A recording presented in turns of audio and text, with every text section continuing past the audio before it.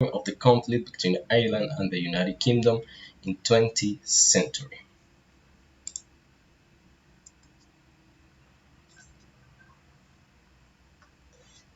At the beginning of the 20th century, all of Ireland was under the ownership of the United Kingdom. Tensions over independence grew on the island, generating discontent among the population, and nationalist sentiment began to intensify, laying the groundwork for future conflicts. It is for that, and in on April 24, 1916, an event known as the Easter Rising occurred, which was an armed insurrection aimed at ending British rule in Ireland and establishing an independent republic. Several strategic buildings in the city were taken, with the General Post Office becoming the rebel group's headquarters.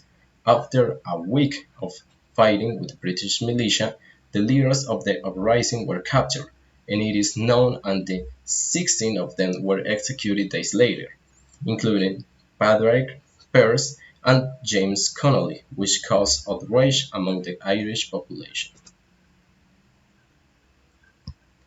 The Easter Rising inspired increased support for the Irish independence cause, impacting the popularity of Sinn Féin.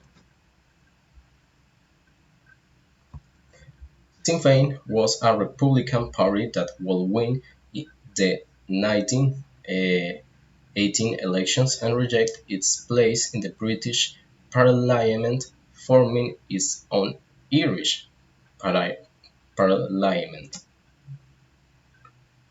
In this context, on January 21, 1919, the Irish War of Independence officially began, an open armed conflict between the British government and the Irish Republican Army.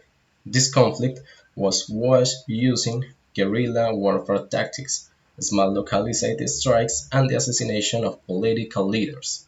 These actions led to the event known as Bloody Sunday in 1920, when British armed forces entered Dublin's football stadium with tanks and opened fire, indiscriminately killing 14 civilians. Conflict and international pressure led both sides to negotiate. A ceasefire was declared in July 11, 1921, after months of negotiations. The Anglo-Irish Treaty was signed in December 1921, which agreed that Ireland will become an autonomous state within the British Empire, and Northern Ireland will have the option to remain in the United Kingdom, which it formally did in 1922. This situation laid the foundation for what would later be known as the Troubles in the second half of the 20th century. In the late 1916s, inspired by the civil rights movement in the United States, nationalists in Northern Ireland began a peaceful protest against discrimination. However, these protests were violently suppressed by both loyalty groups and the police and British Army.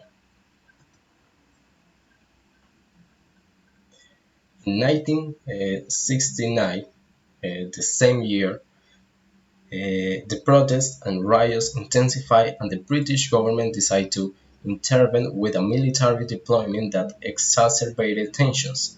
By 1972, more than 500 people had died in Northern Ireland due to the riots and shortly afterward.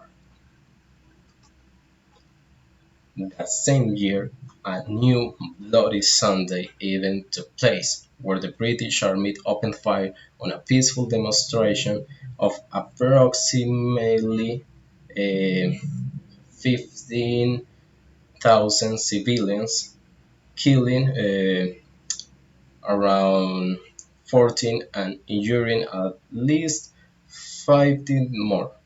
This protest was held to condemn mass detentions due to suspicions of Iron membership. In addition to these unfortunate events of military repression, the IRA carried out multiple bombings. In 1921 alone, the terrorist group planned over 1,300 around explosive devices.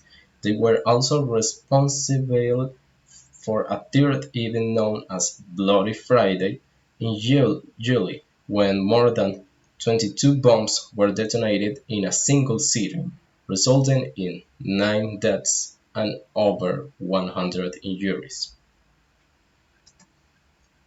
This armed conflict, known as the Troubles, continued through the century, resulting in over 3,500 deaths, more than 50% of which were civilians.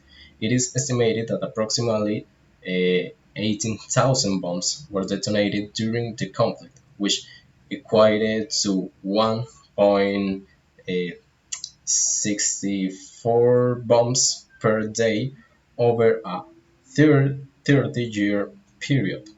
Nearly two-thirds of these explosive attacks occurred in Belfast, the capital of Northern Ireland, making it one of the most affected areas. More than 20,000 people were arrested in connection with the conflict, a figure equivalent to approximately 2.6% of Northern Ireland's population. A particularly gruesome event was, in fact, the inspiration for one of the most famous rock songs in history. In 1993, a bombing attack of Warrington, England, carried out by the Provisional Era, a terrorist group, resulted in the deaths of two children, 3-year-old Jonathan Ball and 12-year-old Tim Perry, who suffered multiple injuries, tragically leading to his death.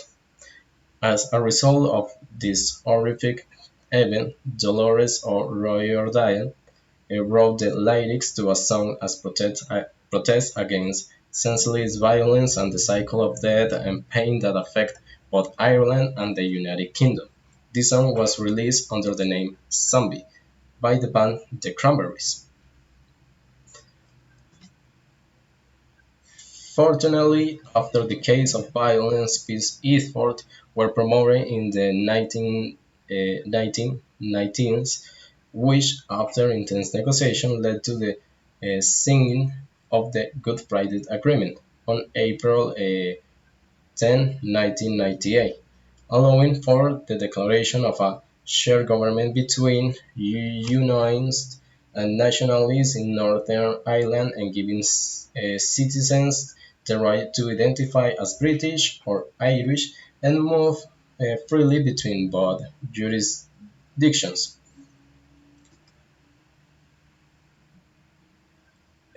How a little thought still, these events remain marked as one of the most violent and bloody internal armed conflict in all of the 20th century Europe, serving as a clear example of the horrors of war and how it indiscriminately destroys everything in its path.